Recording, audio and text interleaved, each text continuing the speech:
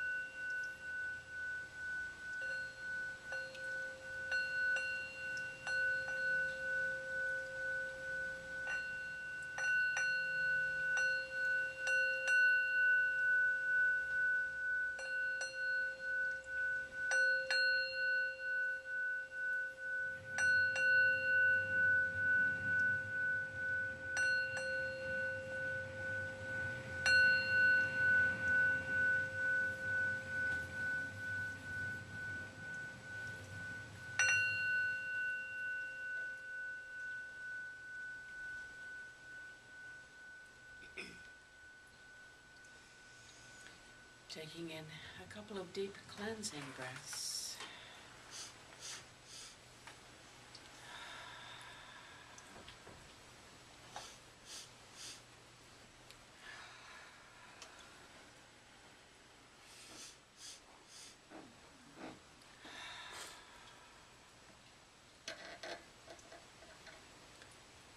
Feeling the beauty of your presence. Closing your eyes, going inside. In this process of going inside, do we become present? Leaving all thoughts of the outside world. Leaving all thoughts behind of family, friends, work, errands, things on your to-do list, conversations of yesterday, conversations tomorrow. Just putting everything down ever so gently and gracefully, thinking of it taking a hat and just laying it on the table, just putting all of your thoughts down on the table and having a clear and present mind. Being right here, right now. And in this moment, we have everything we need. We have air in our lungs, our bodies are moving, our blood is circulating.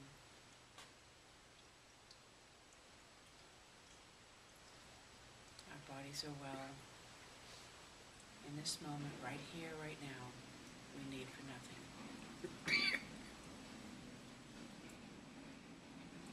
Feeling energy all around you. Feeling gold and warm light all around you. Calling in your guides, your guardian angels, your teachers, archangels, ascended masters, starseed families, elementals, deceased loved ones, anyone who inspires, teaches, guides and companions you. Asking them now to be present with you, providing you with any messages that you need for today. Messages of boundaries, standing in your power, healing previous wounds, forgiving yourself, forgiving someone else. Whatever messages that you hear or feel or simply know are for you personally. Allowing that to come into your space right now, right here. And feel that beautiful ball of white light at the center of your chest expanding out from your heart center. Feel it expanding in all directions, going down deep out of the bottom of your feet.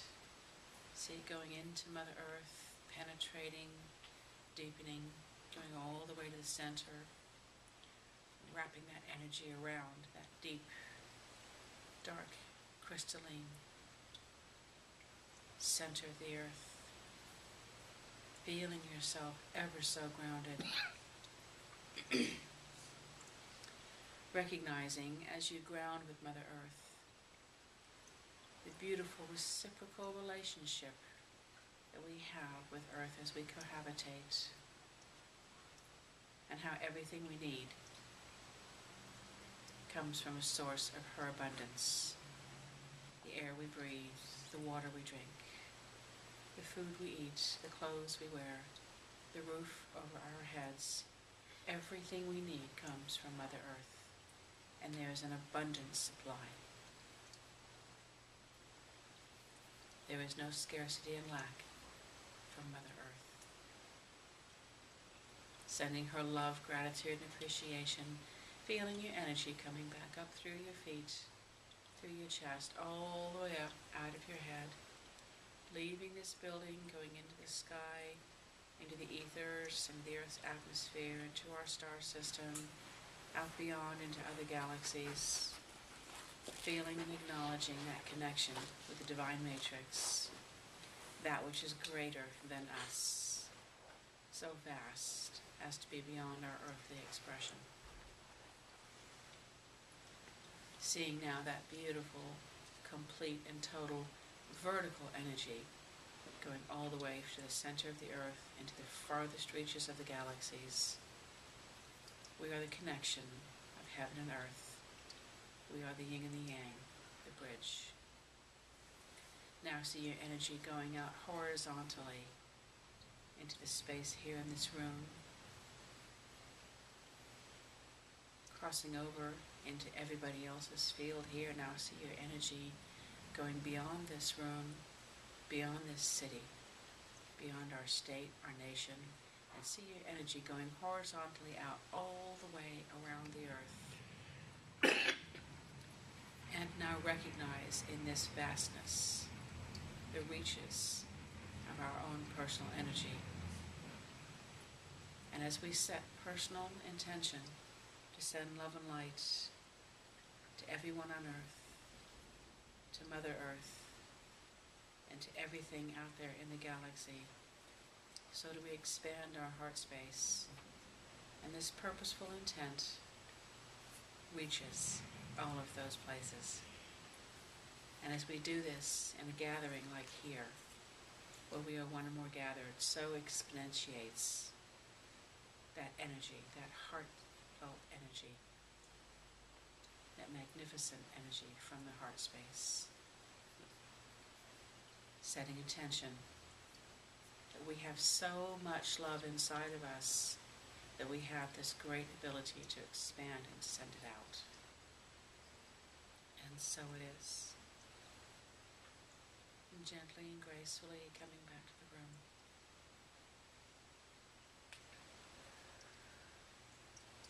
And whenever you're ready, opening your eyes.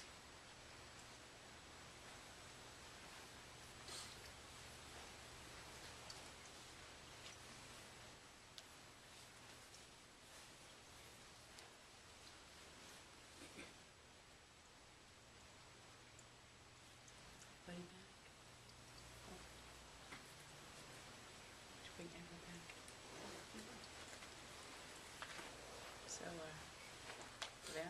Everett and Audubon must be the only guys not getting ready to watch the Super Bowl.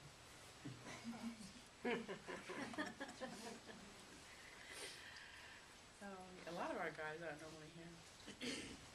I didn't even know it was Super Bowl Sunday. Isn't it usually the last weekend in January? It's late this year. Welcome, everybody. How do you like our guest musician? That wasn't bad, huh? I have a new instrument. This takes a steady hand. I was being guided with the dings, and that I'd never heard it. Did you hear when I was hitting the edge? There was like a pitch that was coming out that was vibrating.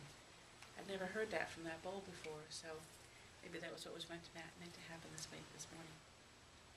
This is our guest speaker, Shauna. For those of you that have been coming here for a while, she normally sits inside the circle, but today she's our guest speaker. And for those of you that don't know, Shauna is a nutritionist, and she's going to be talking to us about the truth of the processed foods and the carbohydrates in our system. And you may not necessarily like what you hear, but it will be enlightening nonetheless.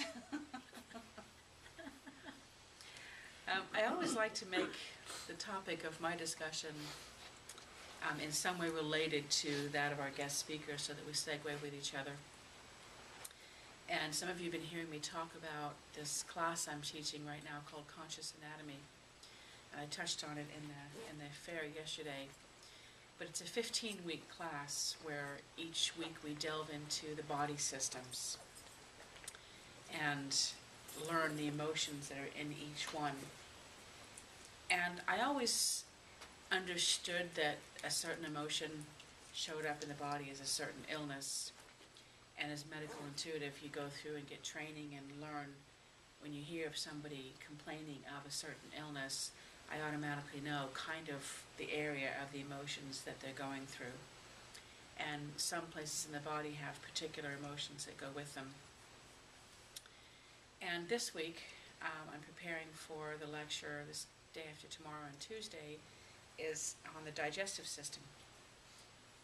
And the digestive system is a really interesting system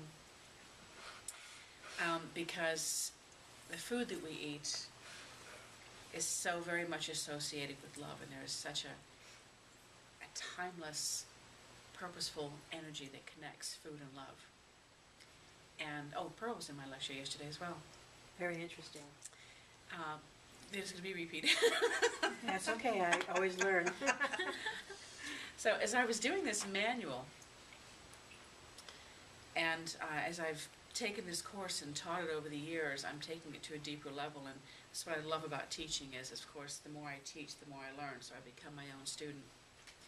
And my guides take me through different places in the internet and books to get the information, and I'm really, it's kind of almost funny to say I'm the author because I'm really just the conduit for the information to come through, but I get to put my name on it. And they took me to the internet and they told me to Google happy nursing baby. And I came across this image of this baby with just like this effervescent smile on his face or her face as they had both their hands wrapped around the mother's boob as they were nursing. And they showed me this image because then the text that I was working on related how just from the moment that we're born, we cry because for whatever reason, because we're uncomfortable, we're cold, we're hungry. And in most situations, we are immediately rewarded with mother. We cry and mother comes, and we get picked up, and we get cuddled, and we get held, and we hear her voice, and we get fed. And from this moment, we begin to recognize this connection between food and love, and nurturing and love. And so how many of us have eaten the wrong things at the wrong time? And we've done maybe a little junk food eating or a little binge eating, or we go through any kind of deprivation and we go on a diet. And the passage I was reading on there said, the Atkins diet and the lemon diet and the HCG diet and the high protein diet and the fruit cleansing diet, and I mean any more out there. I mean, there's just so many. And what are we really trying to do?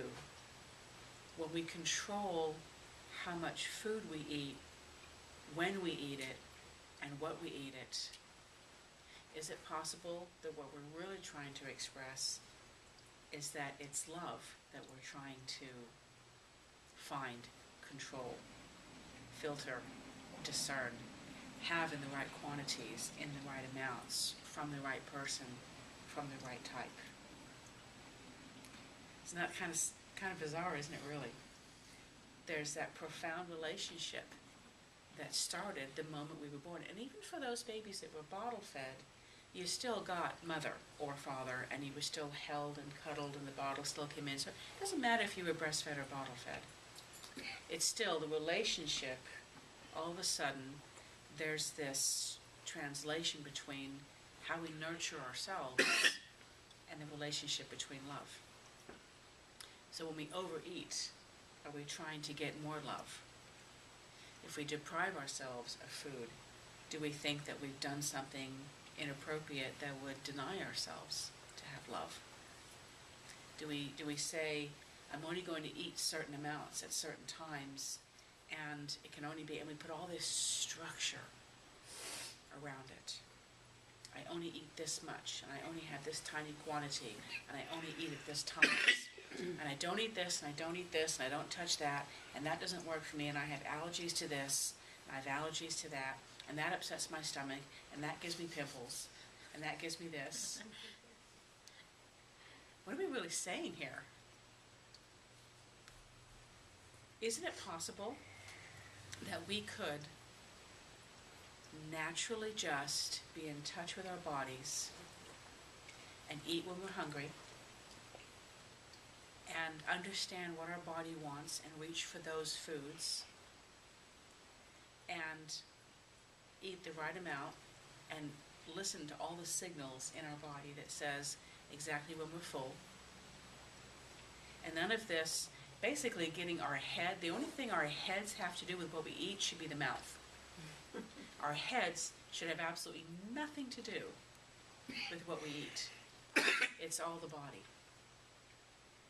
And what do you think your bodies would look like if you only just naturally and without thinking about it, just kind of tuned into your body and let it give you an image or a craving of something? And it's rarely ever going to crave McDonald's. It's just not going to. And somebody asked me the other day, how is it that I can eat a bowl full of cereal for 200 calories and be full, but I can go to some junk food and eat 1,000 calories and still want more? Well, the answer is because you didn't get any nutrition in the poor choice, and your body's going to create cravings for something more because it didn't get enough out of what you ate. So why is it that we put all this complication around food? And if we translate that to how we put complications around love, do we do the same thing? I don't like that friend. I don't like this spouse. I only go and see my mother on Sundays for an hour. I keep her in limitations. Or do I stop seeing this person because I don't like the way they make me feel? Do you complicate love in the same way? What if you could just love? What if you could just let people come around you and naturally know that if you were in a high vibrational energy where your heart space was open, that all the right people that matched your vibration would just show up and they would be around you. You wouldn't have to worry about taking them in small doses, getting more of them. I just have to be around that person. There's just something about her. Craving somebody, or discerning them and being out of your system.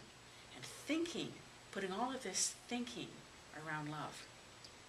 Isn't it strange when you look at the parallel existence between food and love, how we do the same things? What if we could just be? What if we could just naturally crave all the things that were perfect for us and all the right people? If we nourished ourselves with the right food and the right love without having to think it through, wouldn't life be a whole lot less complicated? You just go to the grocery store and naturally put all the right things in your cart that your body needs. And the friends that were around you and all the people and the lovers and the friends and the family were just all the ones that made you happy, that nourished your soul. And you knew the ones that didn't nourish your soul, you just naturally, energetically wouldn't be around. You wouldn't really have to think about it. It would just happen. Because you're trusting in that innate energy inside to govern itself. Your heart governs itself, and your body knows how to govern itself. It's all very natural.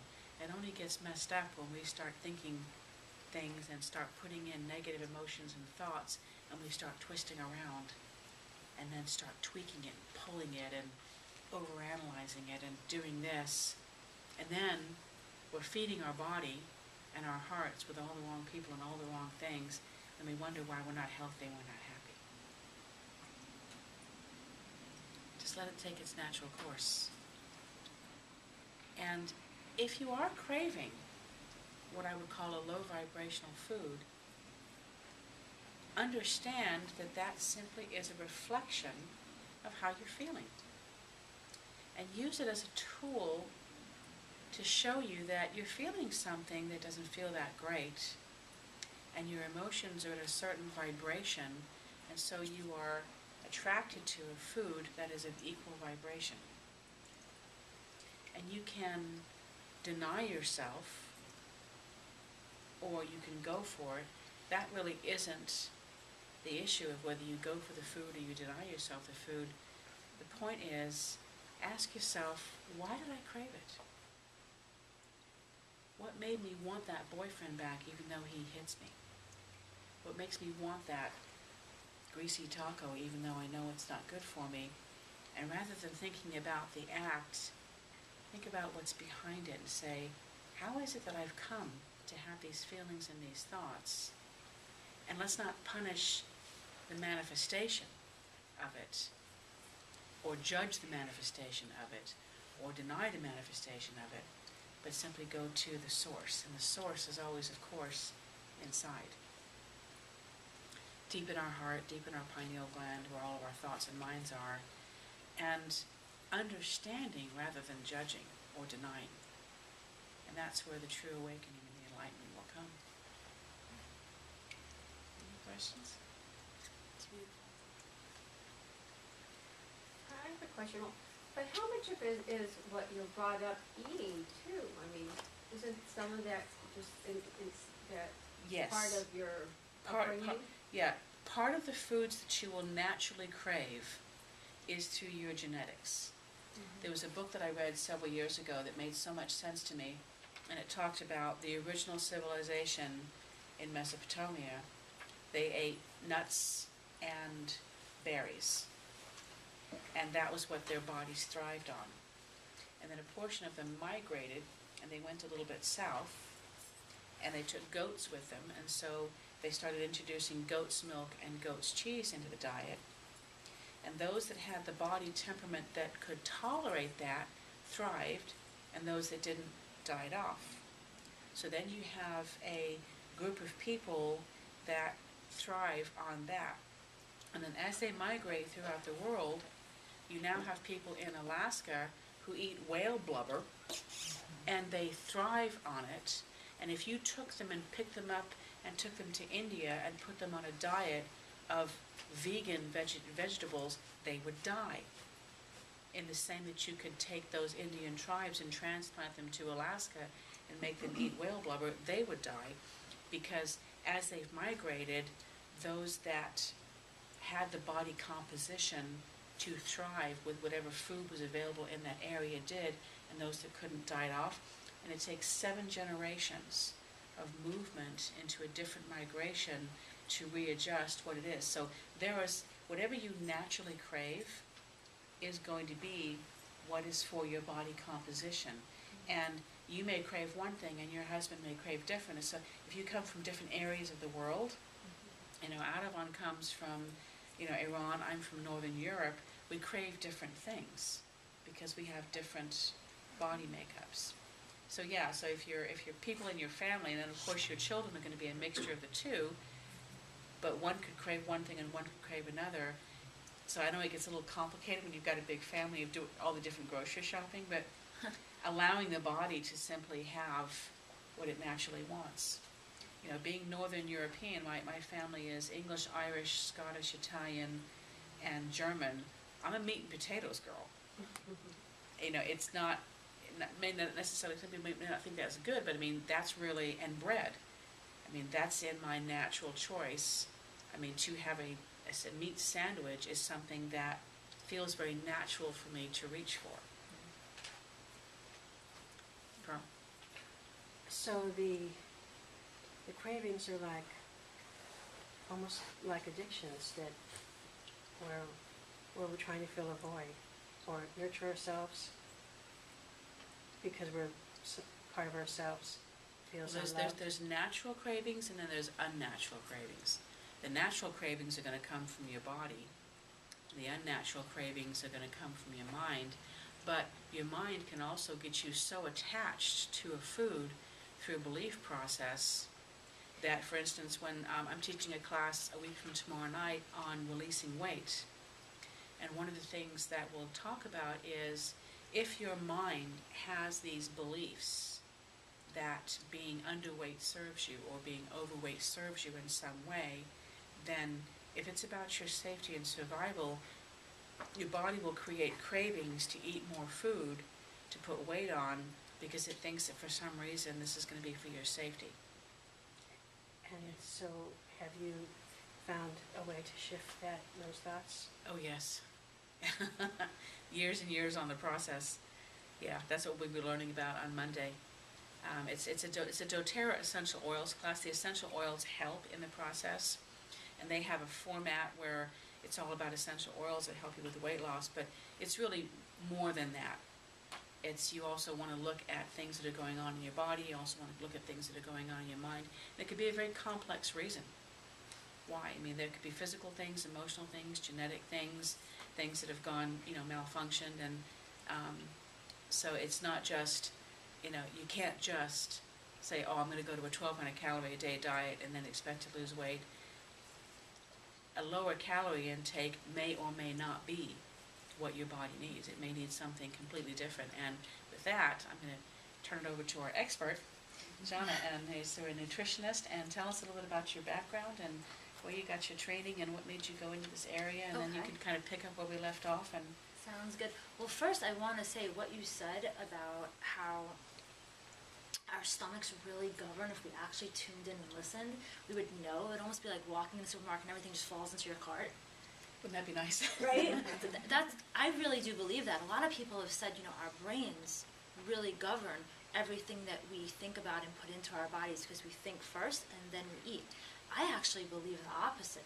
I think our stomachs are the brain of our body, and it knows before you ever touch a food if that's the right food for you. That's why some people who have allergies can smell the food and become sick. It's all a part of the system, so it's actually amazing that that's the connection that you made. So I'll tell you guys a little bit about myself on that note. I grew up in New York, and I was pre-med to start with, but once they started bringing out the needles, I decided I wanted nothing to do with regular medicine. It's great, and it has its place, but it wasn't for me. So I found the holistic community, and I found it through my own personal perseverance, really. I had a roommate who was starting a holistic nutrition company, and I, at the time, got very sick. I had the flu. I was about 104 fever in, and now looking back, I probably needed that flu for some reason. But at the time, I was cursing myself and everything around me. And she said, a lot of the reasons that you're having, had sensitive stomach, and she said a lot of the reasons you're having a sensitive stomach and you're getting sick is because you don't have enough good bacteria in your body to balance out the bad bacteria. So you have this off balance going on. And she put me on a probiotic. And that probiotic started to change my body and my system so quickly that it wasn't only the health that really changed my feelings and my thoughts, but it was this empowerment. All of a sudden, I felt in charge of my own health. I didn't have to go to the doctor every time I was sick and say, okay, more amoxicillin, here we go. I could say, you know what, I can put my own health together, and if for some reason I get sick, okay. And years went by before I got sick again. Like literally 3 years. And I was a manager in a big office, and everyone would come over to me and cough on me and ask me questions. It was like, oh, take your sickness somewhere else, I don't want it. And I never got sick again. So that kind of led me into the journey of becoming a nutritional therapist, because I really wanted to share that empowerment with everyone else. And I feel that through education and through knowing and being able to make your own choices, whether you make a good choice or a bad choice, you have the power to do so. So that's how I became a therapist. I graduated from the Nutritional Therapy Association. I'm board certified as an actual therapist within nutrition. And one of the other things that has really, even now, because you're always learning every day, right? And especially being here, we all feel that. But one of the things that's really changed my view on nutrition is running. And I was telling Reverend Danielle that I used to hate running. I did it on the treadmill because I thought, well, 4 more minutes and I could lose 4% body fat, and ridiculous for the wrong reasons. And so I said, I always wanted to run a marathon, but I couldn't do it, and I felt very defeated by that. And a friend of mine who's actually a great acupuncturist, she said, she's run marathons before, and she said, so all you got to do is change your stride. You can run, it's no problem. And the belief that she had that just by changing one tiny little thing could change the way that I look at running and being healthy in that aspect, I was pretty amazed. And then she took me out for the day, and she showed me how to breathe, and she showed me how to change my stride. And what happened was, because I was running wrong, I was using a lot of energy for no reason. So when she taught me the right way to do this, the right way to run, I was using very, very, very little energy, so I was able to take myself very far distances. Now I've signed up to run a half marathon, and it seems like it's actually possible now. Talking about possibilities, right? So with that thought, with the possibility, I wanted to talk a little bit about gluten, carbohydrates, processed foods. Are you guys all familiar with gluten allergies? I'm sure you've heard of them because they're kind of just bombarding us and they're everywhere. So there's a book called The Wheat Belly, and Dr. Davis is a cardiologist who noticed over time that his patients who were very sick and very overweight, when they took carbohydrates out of their system, they began to lose weight naturally, and all of a sudden calories didn't matter, fat grams didn't particularly matter, they didn't have to deprive themselves anymore. And he wanted to really do some research on this. So he did a little bit of research on where wheat actually comes from, and the original ancient wheat grain is not the same grain that we eat today. So even when you have an organic, completely minimally processed piece of bread, it's still a processed piece of food because it's not in its original state. The original wheat grain couldn't survive in a lot of our climates, so they had to interbreed them and do things to make them last. Genetically modify is yeah. GMO, Exactly. So basically, even though we think of GMOs, it's supposed to say GMO on the on the label, but really, mostly everything we eat is genetically modified in some way, form, or other because it's not in its original state. And just like Reverend Danielle said about eating for where you come from, if you take a food out of its environment, it takes 7 generations for that food to kind of be acclimated into your system. And because every year they change it and redefine it, it never gives our bodies an actual chance. So when you see people that are very allergic to gluten, sometimes they really do have the allergy to the protein that's the gluten. Most of the times what's happening is our bodies don't want food that's not real food. It knows that you're eating something that's processed, your stomach is going, please stop shoving bread in my mouth because it doesn't feel good. So a lot of people, what they're doing is they're going gluten-free, and it's actually become kind of a fad. Even people that don't have allergies, they're just stopped eating gluten, and they're going to the stores and buying packaged foods that say gluten-free. But if you actually look at what the biggest problem is, it's blood sugar.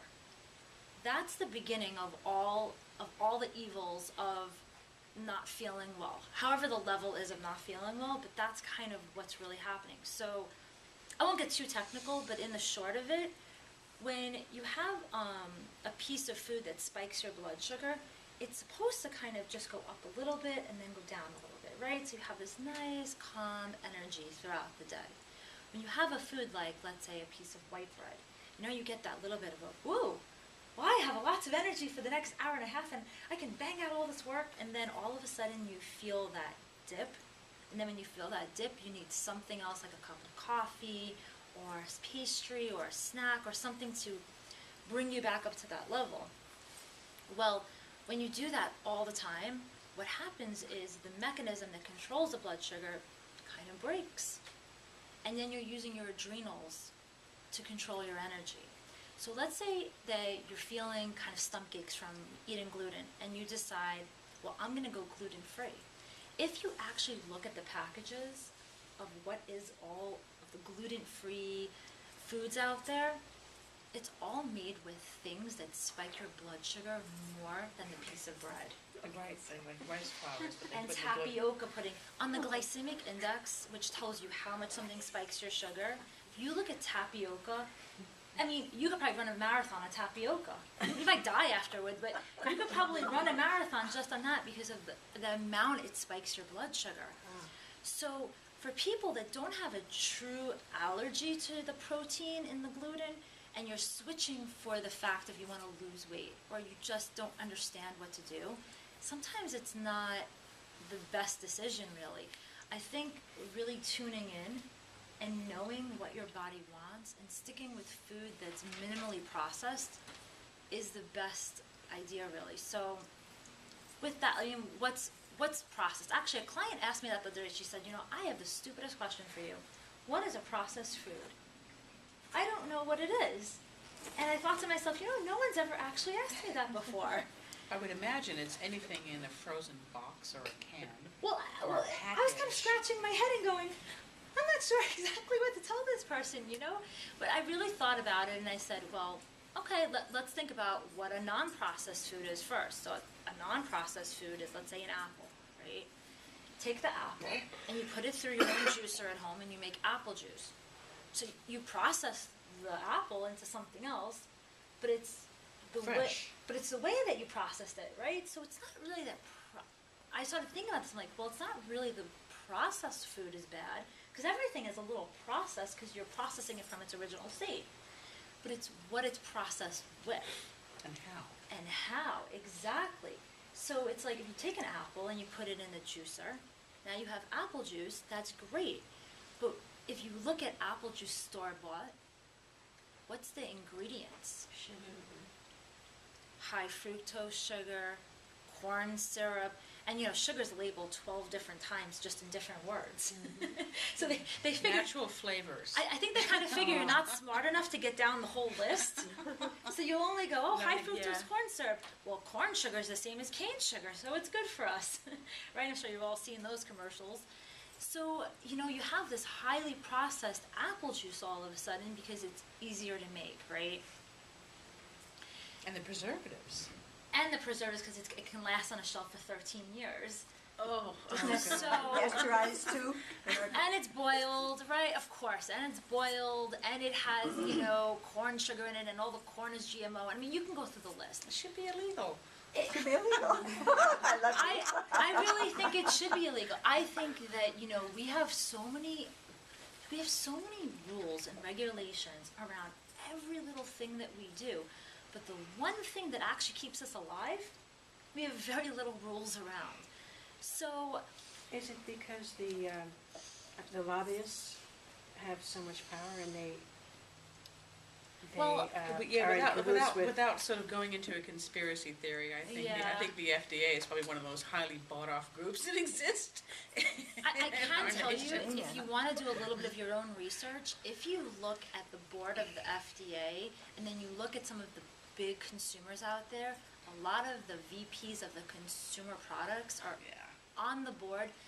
We don't have to go into all that because it's a little bit of, he said, she said kind of thing. I think the bigger idea is to feel good about what you're doing.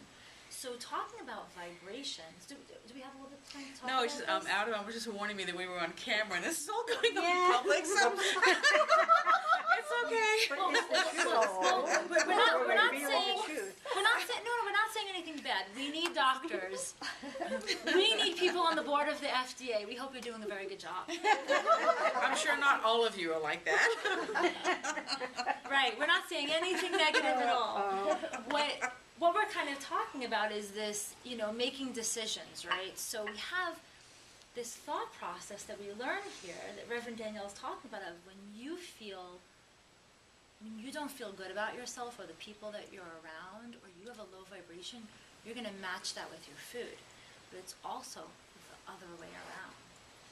That when you make a choice to have a food that is made with no love and no caring, and it's highly processed, and you eat that food, what happens is it clouds your judgment and it clouds your thought process. And the way that I like to think about it is, imagine yourself smoking 3 cigarettes and then going for a run. You're not giving yourself the tools to be successful. So especially coming to a place like this, where you're trying to get in touch with your inner self, and you're trying to better yourself, and you want to have clear thought.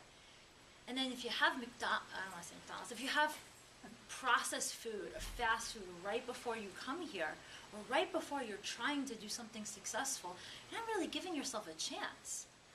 So there's this thought process of us feeling very deprived and us feeling very bad about ourselves. And I feel it's my job to make people feel very empowered and very good about themselves. So let's say you're 70% of the time eating foods that are minimally processed, that are organic, that are calling your name. Let's say, that your stomach is saying, you know what, this makes me feel good. This doesn't make me break out in hives. This doesn't make me have a stomach ache. And then the other 20 or 30%, you have those days where you're tired. You don't feel like cooking, and you just want to have something in between.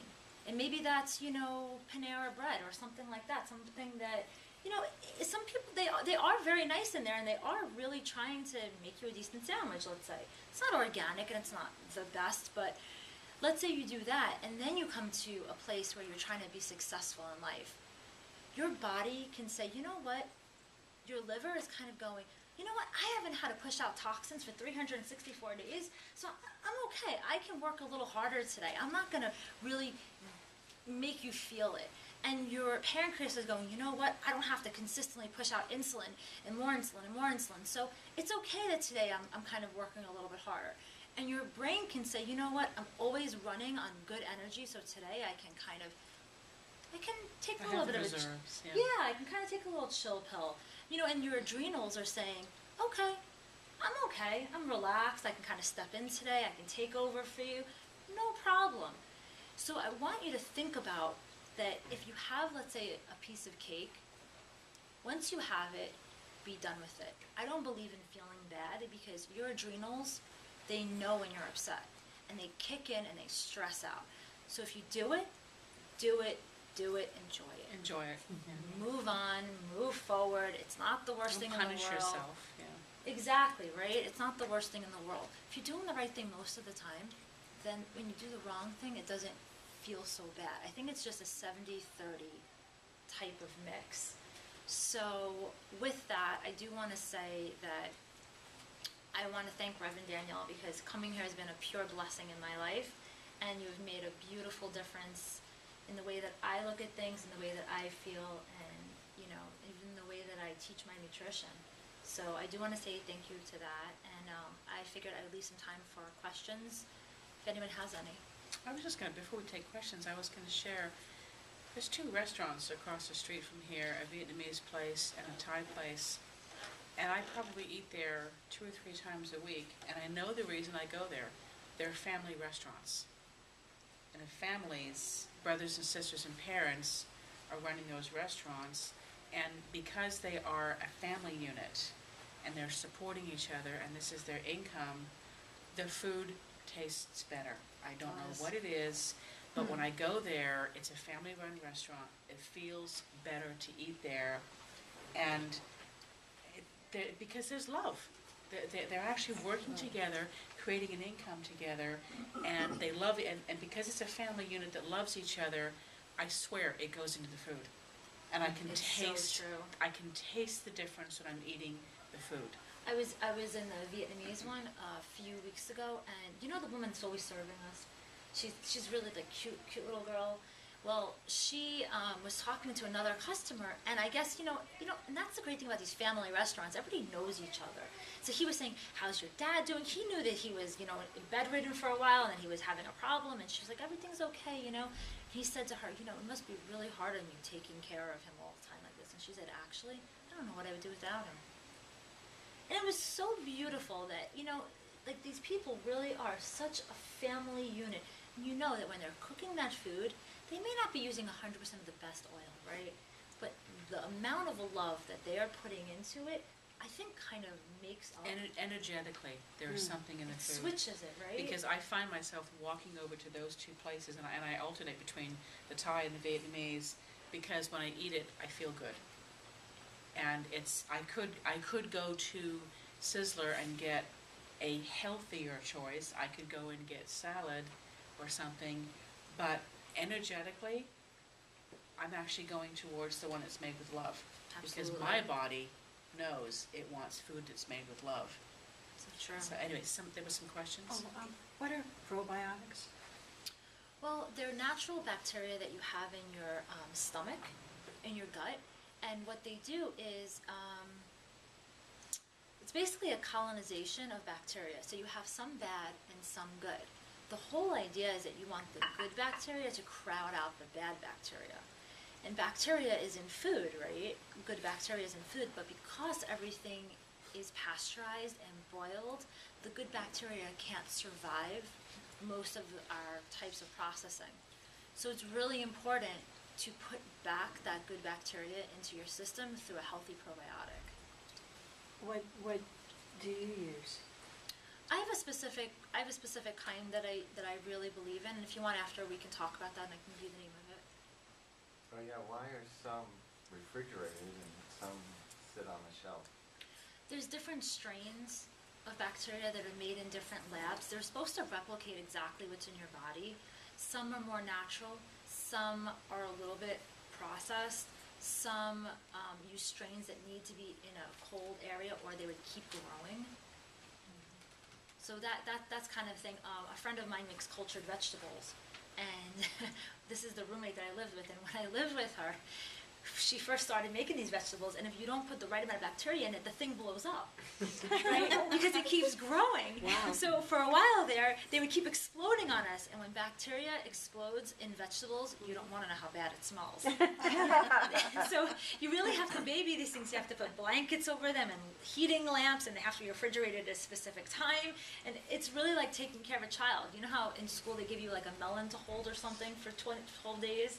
I think they should give someone cultured vegetables. And make them walk around with these bacteria because they're so, they really need just the right amount of love. So that's really the answer, that some need to be refrigerated, and if they don't, they will expand and keep growing. And some have shelf lives and things like that. So they're all the same, though, there's no... No, there are different strands. Everyone uses different strands. Some companies use very few strands because it's cheaper. Some companies use a lot of strands.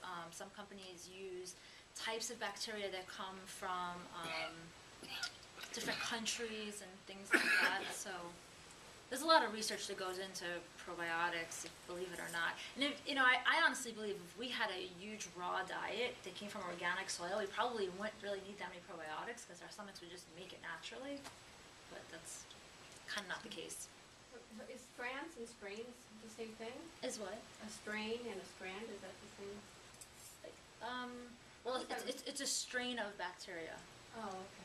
My questions, I get a free newsletter from Mercola.com, and they always have a lot of information, but recently, it talked about staying away from the things that I personally thought was good, which is wheat bread, and was talking about rice, and he was saying that there's so many toxins in a lot of the grains that now they're saying to go back to the white rice, and I'm like, okay, I'm so confused because I thought you're not supposed to do the white rice, but now I guess the white rice is healthier because it doesn't have all the chemicals and the pesticides and. It is confusing, isn't yeah. it? Every time you read something, you get something conflicting. It really is. I'll tell you Shauna's version Okay. of, I mean, I could go into such detail, but overview of Shauna's version of healthy food. Jillian Michaels has said before, if it doesn't grow in the ground and it doesn't have a mother, don't eat it. Pretty simple. Twinkies don't have moms. You know, the devil dog isn't its mother, so probably, it's not something that's really good to eat, right? So proteins and veg. Right. Yeah. So my idea of the overview is if I can't spell it and I can't say it, I generally don't eat it. If a 7-year-old can't read every ingredient that you're buying, it's probably processed. Everything that's in my home that I clean with, that I wash my clothes with, I could swallow every single thing, and I may get sick, but I wouldn't die. And that's pretty much it. I mean, that's just the truth of it. You know, if you can read all of your labels and, you can ingest your products, generally they're pretty good. When it comes to food, it's almost the same way. You know, if the grain is a grain that came from a natural source and it's organic and it hasn't been processed, and you can tell because it will say on it, it will say organic, unprocessed, non-bleached rice. You know, if it's rice that's cooked on organic land, and, I wouldn't worry about was it wheat or is it white, and, what's the protein base and all these different things. I would just worry, does it say organic? Does it say unbleached? Does it say it's from its original source? And that's good enough for me, and your body will let you know if it's good. So go natural. Really just go natural. You know, if the ingredient list is longer than the nutrition list, that's kind of a bad sign. Can you touch on the subject of acid-alkali balance in the body? Sure. You want to have a pH that works really well. It's like a neutral pH.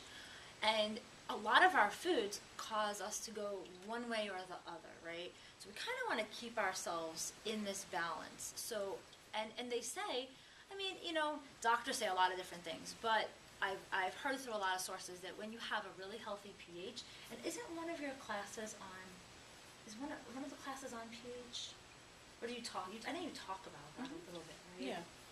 That when you are balanced in pH, it's very hard to have disease in your body.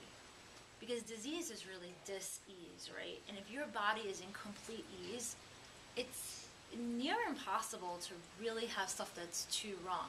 And I know that good alkaline water is good. I know if you're drinking water in a restaurant, if you put a little bit of sea salt and a little lemon in it, it alkalinizes the water. I can never say that word. That word is horrible for me. But, and there are different foods you can eat to keep yourself in that pH balance. I would suggest to get little tabs, and, you can put them under your tongue, or you can use them when you go to the bathroom, and it will let you know what your pH is, and they're actually pretty inexpensive. You can grab them from Whole Foods or online. Ketones, aren't they? Yeah. Yeah.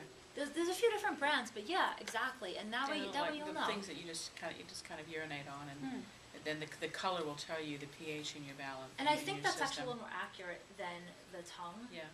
It's a little bit more But accurate. it's true. Cancer can only thrive in an acidic body. It cannot thrive in a pH balanced body. Any kind of cancer. What is the pH level like? I noticed that there's 7.5 and different and things like that. Is there an average that you're supposed to be?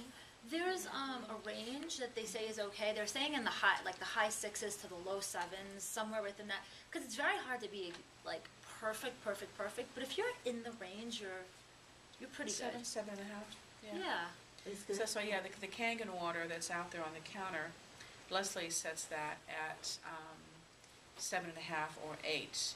Sometimes at O2, they'll kick it up to 9.5 because what they're trying to do is compensate.